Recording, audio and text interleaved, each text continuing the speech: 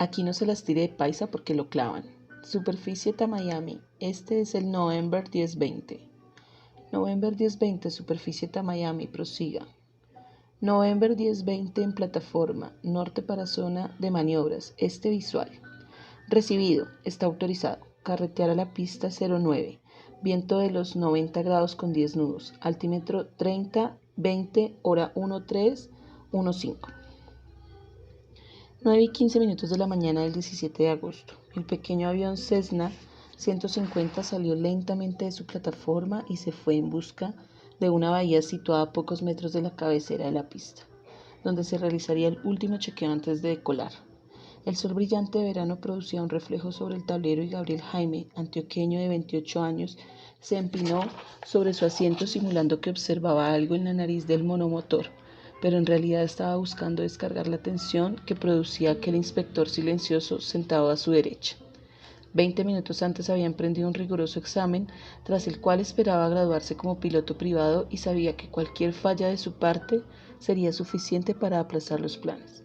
De manera que se concentró aún más y mientras avanzaba repasó mentalmente parte de lo que había hecho desde el momento de acercarse al avión. Alerones con recorrido normal, llantas bien, frenos bien, tubo pitot en buen estado, revoluciones 1700, bien. Corte magneto y el indicador de revoluciones cayó 70, 75, de todas maneras estaba bien. Temperatura del aceite 130 grados, bien. En la bahía miró de reojo al inspector y una vez más lo vio rigurosamente sentado, con la mirada fija en el tablero y los labios endurecidos, y decidió olvidarse de él. Al fin y al cabo pensó, sabía lo que estaba haciendo y no iba a permitir que aquella especie de momia le echara a perder el esfuerzo realizado durante las últimas semanas. Por lo cual tomó la lista de instrucciones y repitiendo en voz alta se dirigió al amperímetro que cargaba normalmente y luego repasó velocímetro, altímetro, horizonte, brújula, palo y bola, puertas y ventanas bien cerradas. Puso la nave en movimiento y en el punto de espera inició un nuevo diálogo con la torre y luego cambió la frecuencia de la radio y dijo con la voz con la mayor seguridad posible: Torre Miami, November 1020, a lo cual un controlador le contestó lo de rigor, ordenándole luego que rodara a posición libre de despegar, y corrigió a 8 nudos el viento de los 90 grados. Desde una ventana del segundo piso de la escuela, Bill Connell, su instructor, vio cómo ocupaba la cabecera de la pista y realizaba el decolaje correctamente para más tarde describir el primer viraje de un cuarto de circunferencia. Ahora comienza a limpiar el área de maniobras, lo está haciendo como debe ser, pensó y se retiró de allí sonriendo. A pesar de haberlo tratado poco, Bill sentía por el muchacho una estimación especial, porque además de ser uno de los mejores alumnos en los últimos tiempos, tenía una serie de rasgos que le gustaban a la gente: sincero, directo, con una inteligencia penetrante y una enorme facilidad para aprender y para aceptar cuando se equivocaba. Una hora más tarde, el N-1020 se posó en tierra, carreteó hasta su plataforma y cuando apagó el motor, Gabriel Jaime vio que el instructor, sin pronunciar palabra, levantaba la mano izquierda y cerrando el puño lo sacudía, irguiendo el dedo pulgar. Había aprobado. Para él, esa fue una de las mañanas de su existencia en que recuerda haberse sentido más feliz. No tanto por comprobar que ya era capaz de dominar los aires o que sin la ayuda de alguien podía experimentar la libertad de las gaviotas, o porque decolando en las noches estaría más cerca de las estrellas, sino simplemente porque había ya una mina de oro. En aquel momento ignoraba la leyenda de Ícaro o el sueño de los hermanos Wright. Lo único importante era que en Bahamas había un enjambre de colombianos indocumentados que ansiaba pasar a la Florida y estaban dispuestos a pagarle $2,000 por el favor. Gracias a ellos iba a atesorar una fortuna en poco tiempo y eso para él lo era todo. Es que precisamente con ese fin se había marchado al norte 7 años atrás. La historia comenzó, 20 días antes, solo 20. El verano estaba en su punto más alto y había salido al Porsche con Mario para comerse un pedazo de carne que ellos mismos prepararon. Mario fue a buscar un par de cervezas, pero cuando se disponía a abrir la nevera, sonó el teléfono y se quedó allí pegado varios minutos, al cabo de los cuales regresó con la noticia de que Bob, el piloto norteamericano, necesitaba dinero. 12,000 verdes, lo del trabajo de ayer. Dice que se los demandemos esta misma tarde porque necesita dinero en efectivo. No sé para qué cosa. Ponte la camiseta y te vas a llevárselos. Yo me quedo esperando la llamada de Medellín, propuso. pero Gabriel Jaime se quedó mirándolo en silencio y un poco después estiró el dedo apuntándole a las cejas y dijo: Vea, hombre, nosotros estamos haciendo el papel del bobo porque nosotros somos los que tenemos las conexiones, los que conseguimos la gente y además se las subimos al avión. Él las trae, se lleva $1,000 por cabeza y nos da los otros 1,000. ¿Por qué no hacemos todo nosotros y nos ganamos los 2,000? ¿Y cómo lo vamos a hacer si no somos aviadores?, comentó Mario, a lo que Gabriel Jaime respondió mientras se alejaba en busca de la camisa: Pues aprendiendo a volar, volviéndonos pilotos. Aún sin abotonarse, se trepó en el auto, lo prendió y apuró a Mario para que saliera pronto. El aeropuerto de Miami quedaba a solo 6 cuadras de allí y él quería matricularse inmediatamente en una escuela de aviación. Todas las decisiones de su vida habían sido tomadas igualmente, rápido, y esta vez no había ningún motivo para cambiar. Los dos hombres se habían conocido al comienzo de la primavera en Nueva York. En torno al tráfico subterráneo de las cosas, Gabriel Jaime se dedicaba entonces a llevar a Colombia maletas llenas de dólares y Mario a introducir a los Estados Unidos colombianos indocumentados a través de las Bahamas. Era un guía conectado con las varias agencias de turismo que enganchaban la gente en el occidente colombiano, y como tenía visa reciente podía moverse sin problema entre los dos países, manipulando rebaños de colombianos que deseaban huir de su tierra. Hasta entonces la vida había sido generosa con Gabriel Jaime, un hombre de 28 años y 19 títulos como técnico en el ramo de la construcción, trabajo que abandonó unos meses antes cuando conoció en Queens a un paisano suyo que le propuso algo en lo cual ganaría mucho más que como soldador, pero trabajando muy poco. El negocio era fácil: solamente tienes que viajar una vez por semana al Platanal llevando por ahora una maleta llena de dólares. Todo está arreglado allá. Tu labor consiste en recogerla aquí, cada vez te decimos dónde, irte hasta el aeropuerto, chequearla y viajar acompañándola. Una vez abandones el terminal de Medellín, te vas y la entregas en el sitio que te digamos antes de cada vuelo. ¿Listo? Listo. ¿Cuándo hay que comenzar? Mañana. Mañana comienzo. Hizo el primer viaje trayendo una maleta de tamaño normal, dentro de la cual había acomodado 2,000,000 de dólares en billetes de 100, empacados por fajos entre cajitas de unas 15 pulgadas de largo por 7 de ancho, que envolvía muy bien con papel de regalo. En Colombia ya sabían cómo era la cosa, de manera que yo reclamé mi equipaje, fui hasta la aduana y cuando me abrieron la maleta, uno de los guardas dijo: «Ah», mirando a sus compañeros, y luego me ordenaron cerrar esa vaina y salir de allí.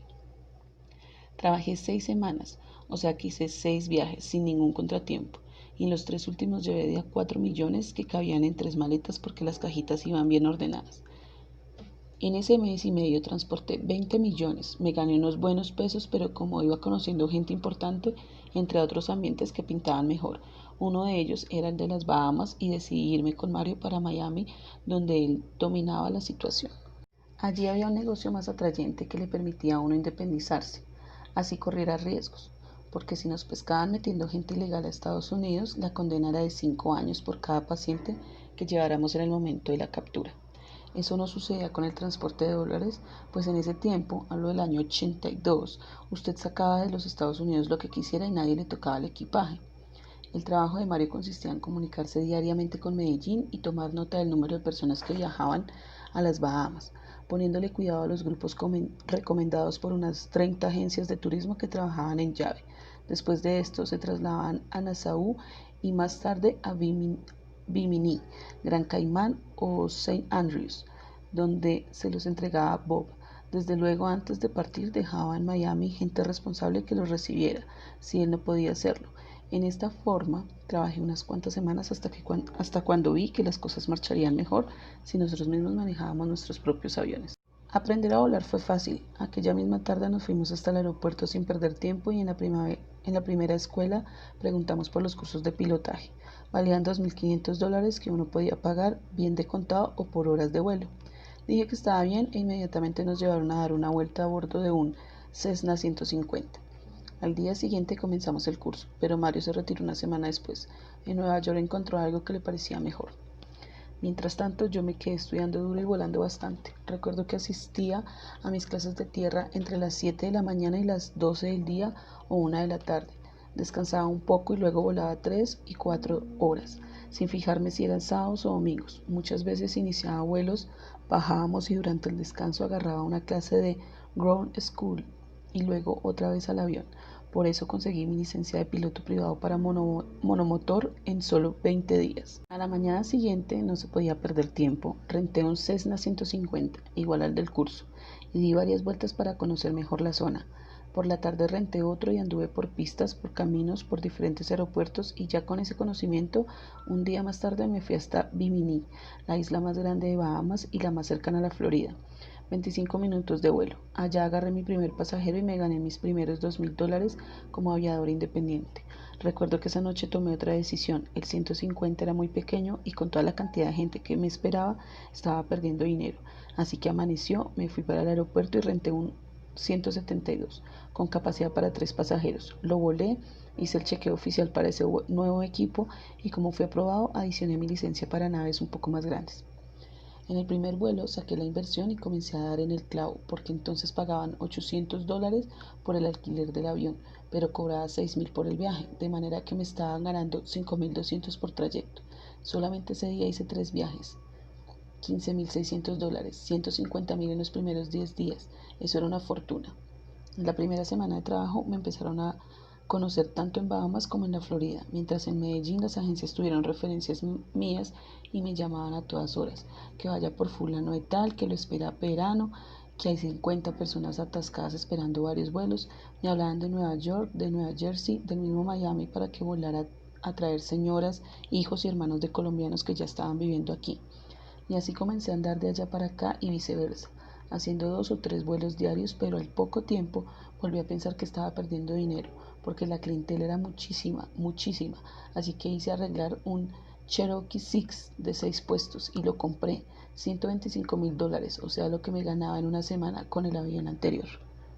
Recuerdo que para recuperar rápido el dinero durante los 8 días siguientes le metí al Six 20 vuelos.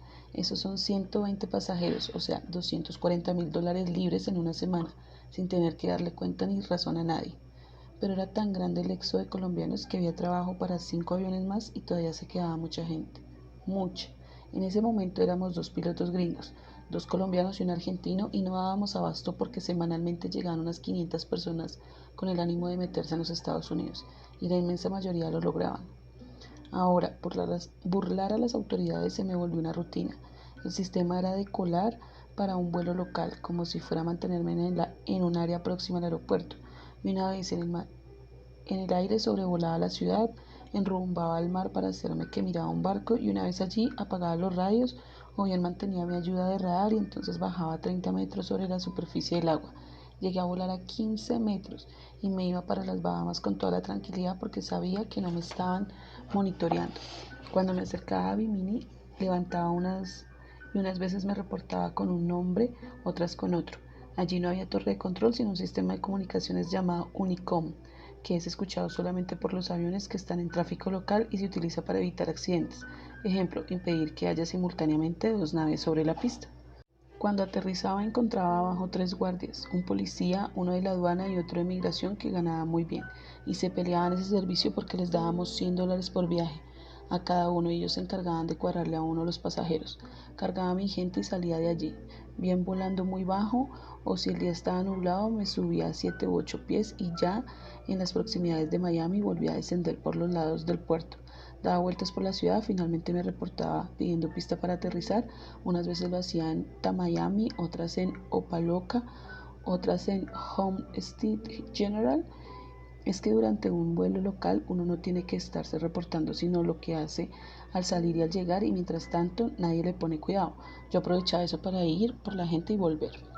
Al poco tiempo de estar operando y como la frecuencia de los vuelos era tan grande, comencé a descartar los aeropuertos.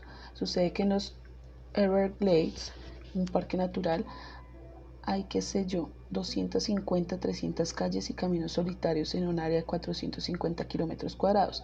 Algunos son pavimentados, otros empedrados, otros de tierra. Al lado y lado del bosque, manglares y pantanos, y no se veía nunca ninguna autoridad de migración, de manera que era posible escoger cada día una pista diferente. Entonces empecé a bajar allí, las escogía cercanas a la autopista que conducía hasta la civilización para que la gente no tuviera que caminar tanto y yo pudiera terminar rápido mi labor, y una vez me detenía sin apagar motores ni darle siquiera vuelta al avión porque eran pistas muy largas, hacía saltar a los pasajeros y decolaba inmediatamente. A ellos los recogía una van que que mantenía esperándome con instrucciones sobre el camino que iba a utilizar y eso los llevaba a mi apartamento. Yo volaba hasta Miami, dejaba el Six, tomaba el auto, los recogía y empezaba a repartirlos. De regreso almorzaba y salía para otro vuelo. Aun cuando siempre me movía por lugares donde estaba casi seguro de no encontrarme con las autoridades de migración, nunca confié en nada y por eso me mantenía ideando nuevos procedimientos, nuevas maneras de meter a la gente. Por ejemplo, utilicé varias veces una pista para planeadores que hay cerca del Homestead General, un aeropuerto situado entre Cayo Hueso y Orlando. En ese sitio volaban unos planeadores checos de aluminio que se elevaban tirados por un Cessna 172. En él cabían pasajeros y un piloto certificado por la FAA. El vuelo duraba algunos minutos y luego regresaban a tierra. Una tarde yo lo hice, me di el tiempo y trabé amistad con Howard, el administrador. Después le prometí que iba a colaborar con él llevándole turistas colombianos y el tipo quedó muy agradecido. De manera que en adelante algunas veces lo llamaba y le hablaba de un grupo. Fijábamos una hora determinada para los vuelos y entonces me iba tranquilo a Bimini y de regreso aterrizaba en esa pista. Metía a la gente en los planeadores y una vez se divertían salía con ellos en carro sin el menor contratiempo. Yo creo que cada vuelo costaba unos $25, eso los pagaba yo. Posteriormente volvió a operar una vez que otra desde el mismísimo Miami, donde anunciaba vuelos para traer gente de Marathon, un pequeño pueblo al sur de la Florida. Sobre la carretera Key West, como se trataba de un sitio muy turístico, la autoridad realmente creía el cuento y decía, ese muchacho viene con amigos, dejémoslo tranquilo. Pero es que la cosa no era totalmente gratis porque yo cargaba entre el avión un pequeño almacén con bermudas, gafas oscuras, chancletas, pavas para las señoras, bombas desinfladas o pequeñas pelotas para los niños y una vez en el aire los hacía disfrazarse. Dejábamos la ropa adentro y les decía que bajaran mirando para el cielo como cualquier turista despistado. Eso caminaba bien. Hoy Gabriel Jaime es un hombre de 36 años. Cuando tenía 16, en 1968, dejó de estudiar y su padre le dictó una sentencia. Sigue en el colegio, trabaja o se larga de aquí. Él se largó y terminó en Queens, en lo que terminaban sus paisanos. Aseo de platos, trabajo de lavandería, lucha, rebusque, pequeños ahorros, pero le sumó algo que no es muy común. Tomó con toda la seriedad un año de inglés y cuando sintió que se defendía bien, continuó asistiendo por las noches a un high school, donde revalidó los 3 años de bachillerato cursados en Colombia y terminó estudios básicos. Para entonces se había conectado con algunos albañiles calificados que lo llevaron a una obra y sin saberlo hacer del todo bien, dijo que era un experto en pintura con pistola, apoyándose en las contadas instrucciones que le había dado un amigo durante la semana anterior. Al fin y al cabo contaba con un gran sentido de manera que cuando lo hizo por primera vez, convenció al capataz y se quedó con el puesto. Hasta cierto punto era un trabajo de riesgo porque se trataba de pintar en alturas y como resultó haciéndolo no solamente bien sino rápido y con iniciativa, se lo llevaron más tarde a trabajar en la planta nuclear de Brickman en Michigan. Allí, recuerda, comencé en el salón de controles, pero antes de entrar pasé por una habitación donde me desnudé y recibí una muda de ropa completa. Con ella ingresé al sitio, trabajé 15 minutos y luego me hicieron salir y entregar la ropa para ser enterrada. Así trabajé varios días, pero una tarde estando encaramado sobre unas estructuras me puse a mirar a los carpinteros y vi que trabajaban menos que yo, se ensuciaban menos y ganaban más y me dije, carajo, eso es lo que tengo que hacer. Al sábado siguiente buscó una ferretería, compró las primeras herramientas y se fue donde unos amigos a practicar. De regreso al trabajo observó largamente a los carpinteros y cuando creyó que podía, se trasladó a Virginia y consiguió un empleo en el que fracasó porque se le fue todo el primer día colocando una columna. Al final de la tarde el capataz lo llamó y le dijo, tú no eres ni carpintero ni un carajo, vete de aquí. Él dio por aceptada la lección, sin embargo esa noche se cortó el pelo y la cabeza para transformar su apariencia y como tenía varios cartones de seguridad social, cambió el que había utilizado hasta entonces. Los compraba por $10, $15 a amigos norteamericanos, o uno iba normalmente y se los expedía sin preguntarle si uno era legal o ilegal. Eran otras épocas. Se volvió a presentar a la misma obra, esta vez como pintor, y desde luego lo aceptaron, pero desde el primer momento se mantuvo cerca de los carpinteros, observándolos, preguntando, averiguando acerca de las herramientas y la manera de utilizarlas, tratando de ayudarles en los ratos libres y a la vez que aprendía trababa amistad con una cuadrilla que finalmente lo invitó a Waynesboro, en Georgia. En total eran 14 trabajadores calificados, de los cuales solamente 2 hablaban bien el inglés, él y otro. Los demás eran mexicanos y por tanto el capataz le pidió que se dividieran en 2 grupos y pusieran a la cabeza de cada uno de ellos a quienes se podía comunicar con él. Por el servicio de traducción les ofreció 50 centavos más por cada hora. La primera tarea consistió en hacer una formaleta de 12 por 16 pies, pero él no sabía armarla. Le preguntó a uno de sus compañeros cómo se hacía, le explicaron y la dejó bien. Así comenzó su nueva especialización, pero un año más tarde se dedicó a mirar a los soldadores y advirtió que trabajaban todavía menos que él y, como en el caso anterior, ganaban mejor. Entonces se fue a una escuela a aprender soldadura, curso que demoraba 3 años, pero luego del primer examen pudo acceder y logró lo que quería, trabajar menos y ganar más. Terminando el curso y gracias a sus conexiones, halló un puesto mejor que el anterior en la planta nuclear Daisy, en Tennessee, y allí encontró parte del paraíso con que había soñado entonces. 2 o 3 puntos de soldadura a la semana, no hacía más que eso. Durante el resto del tiempo me dedicaba a leer libros técnicos para mejorar mis conocimientos, a echar siesta y a rascarme la barriga, porque imagínense que entrábamos temprano en la mañana y nos daban la orden de soldar un tubo, pero esa orden llegaba por ahí a las 3 de la tarde, cuando un operario comenzaba a cuadrar el tubo y terminaba sobre las 5. A esa hora estaba finalizando la jornada y entonces le pegábamos un martillazo, lo soldábamos y nos íbamos para la casa. Al otro día temprano poníamos el punto de soldadura y nos sentábamos a esperar la orden siguiente, y así se nos iba la semana entera. El sueldo era bueno, $2,800 al mes. Fue cuanto mejor gané en mi vida de jornalero. Sin embargo, nunca tuve un ahorro, nunca guardé nada, porque a medida que progresaba quería vivir mejor y compraba más, consumía más y me lo gastaba todo. Esa es la trampa. Como el tiempo libre comenzó a mortificarlo, decidió aprender a manejar grúas y con ese fin se hizo amigo de uno de los mejores operarios, a quien visitaba diariamente en su sitio de trabajo. Allí preguntaba cuánto podía y poco a poco fue logrando que le soltara los controles, hasta que una tarde el mayordomo preguntó quién era capaz de hacer de maquinista transitoriamente y él se ofreció. En adelante fue un auxiliar clave en ese campo, pero nunca quiso trabajar de asiento porque allí la soldadura es la labor mejor paga del mundo. Para él aprender constantemente es lo más importante de su vida, así que una vez logró dominar las grúas más pesadas, miró hacia atrás, hacia otro campo, el de los amarradores de hierro, una labor ruda y difícil, pero logró hacerlo tan bien que fue contratado como jefe de taller, con mando sobre un contingente de obreros, para la construcción de la prensa más grande del mundo hasta ese momento, y trasladó todas toldas a Bar Country en Virginia. Terminada esa obra, estaba a punto de marcharse con un equipo de técnicos al río Panamá entre Brasil y Paraguay, donde se iniciaban los trabajos de hidroeléctrica y de Itaipú, pero le ofrecieron algo mejor en Alaska y decidió marcharse a vivir un semestre a 54 grados bajo cero. De regreso se detuvo algunos días en Nueva York y, cuando saboreaba un plato de Antioquenian Bean with Garra en la herradura, se le acercó aquel amigo que le propuso transportar a Colombia maletas llenas de dólares.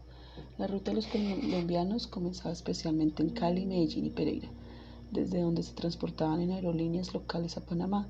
Allí tomaban los jueves un avión de British Airways que volaba en Londres, haciendo una escala técnica en Nassau, pero también utilizaban líneas regulares entre Panamá y Nassau, o se iban a Caracas y de allí volaban también a Nassau, en las Bahamas. Luego se trasladaban hasta Bimini en los aviones de Shark Airways o en TIA. Bimini son 2 islas diminutas, una al norte con 6 o 7 hoteles turísticos que permanecen ocupados por pescadores deportivos, y otras más pequeñas al sur, donde preferiblemente eran llevados los colombianos, con 4 casas y un galpón de mala muerte. Allí se asignaban emigrantes de todas las pelambres, gente de clase media con recursos para viajar en avión, o mujeres, hombres y niños más pobres que estaban condenados a cubrir el trayecto por agua.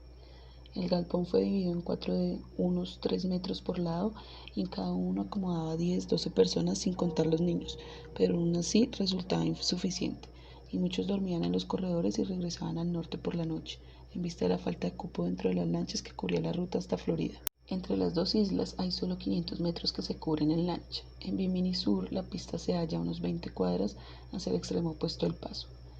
Para 1983, antes de que las autoridades de migración de los Estados Unidos taponaran ese hueco, operaban allí alrededor de 70 botes de diferentes tamaños. El mismo Gabriel Jaime recuerda cómo me tocó ver embarcaciones de 20 pies, 6 metros, en las cuales metían hasta 20 personas. Eso es demasiado porque están construidos para llevar 6 pasajeros, y si tenían camarote, pues les acomodan 30, una barbaridad. El pasaje costaba entonces $500 por persona, pero esa suma no les garantizaba nada. El sobrecupo, accidentes y algunas veces la calaña de los guías ocasionaban continuos naufragios y muertes absurdas. Por ejemplo, dice Gabriel Jaime, a un muchacho que era amigo mío se lo explotó la parte trasera del bote porque tenía un escape de gasolina y alguien tiró allí mismo un cigarro prendido. Esa vez murieron 7 personas y otras tantas resultaron con quemaduras graves. También al llegar a la costa en Florida morían muchos porque los lancheros cubanos y algunos colombianos sentían miedo de atracar en la playa y fondeaban unas 2 cuadras antes para desocupar la embarcación y alejarse rápido. Hacían bajar a la gente encañonándola con una pistola, pero sucede que muchos no sabían nadar, especialmente los niños, pero eso no les importaba y los lanzaban a la muerte. Los desembarcos se realizaban preferentemente en zonas pantanosas cubiertas con manglares para aprovechar la soledad y la complicidad del bosque, agrega, y cuando arrimaban allí mismo los hacían bajar. La gente corría desesperada por entre el agua y luego avanzaba a trechos largos hasta encontrar tierra seca. No llevaban equipaje, no llevaban una muda de repuesto, no llevaban nada porque no se los permitían ni en Colombia ni en Bahamas, y si las llevaban se las botaban.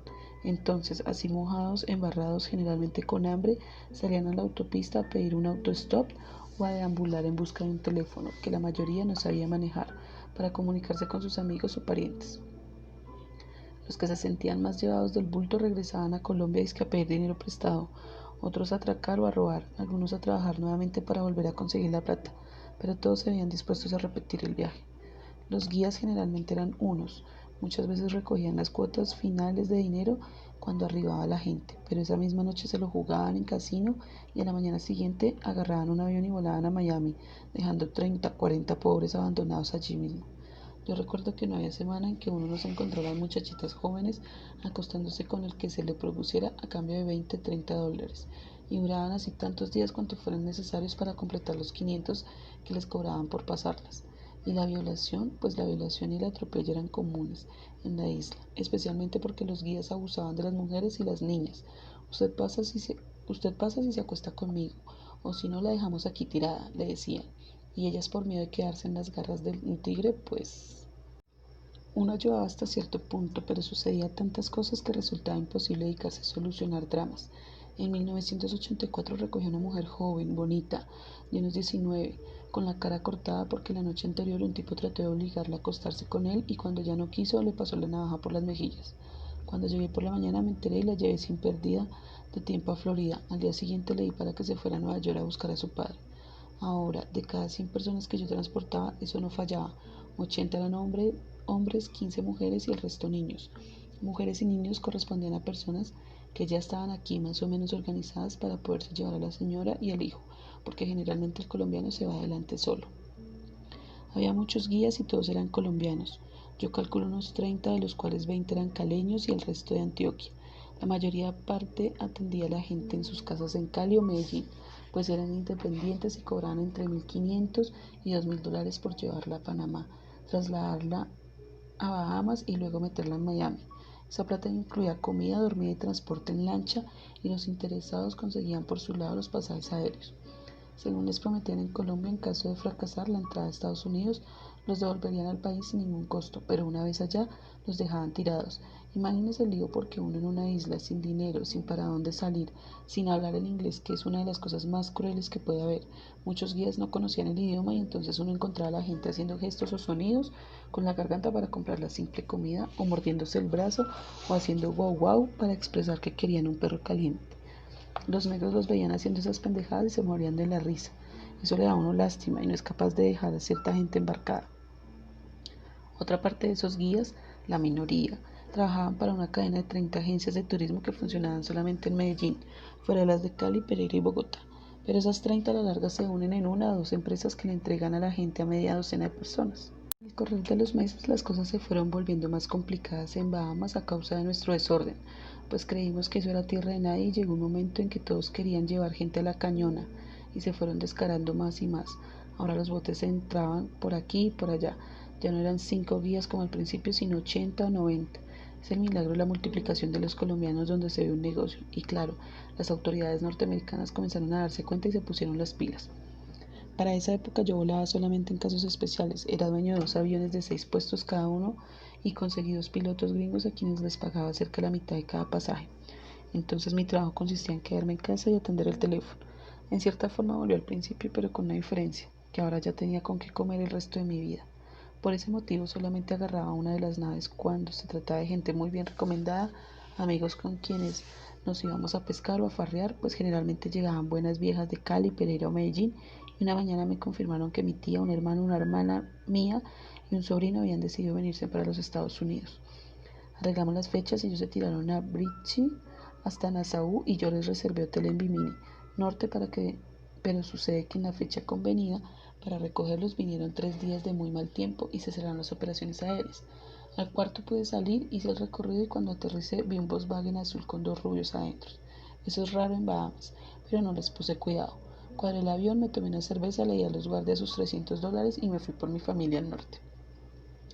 Al regreso, cuando agarramos una van frente al hotelucho de Bimini Sur para trasladarnos hasta la pista, volví a ver que el Volkswagen con los mismos monos arrancaba delante de nosotros, pero tampoco le paré bolas. Nunca había pasado nada, de manera que hágale. Después de colar, yo tenía por costumbre darle una vuelta a la isla. Ese día la di y volví a divisar el mismo auto allá abajo, esta vez en el aeropuerto, y tampoco pensé nada irregular hasta cuando tomé pista en el Homestead General y vi que se me atravesaba un helicóptero adelante. Inmediatamente intenté salirme por una pista de carreteo para volver a arrancar, pero esta vez se me pusieron al frente 2 helicópteros y me dijeron por radio: deténgase y apague el motor.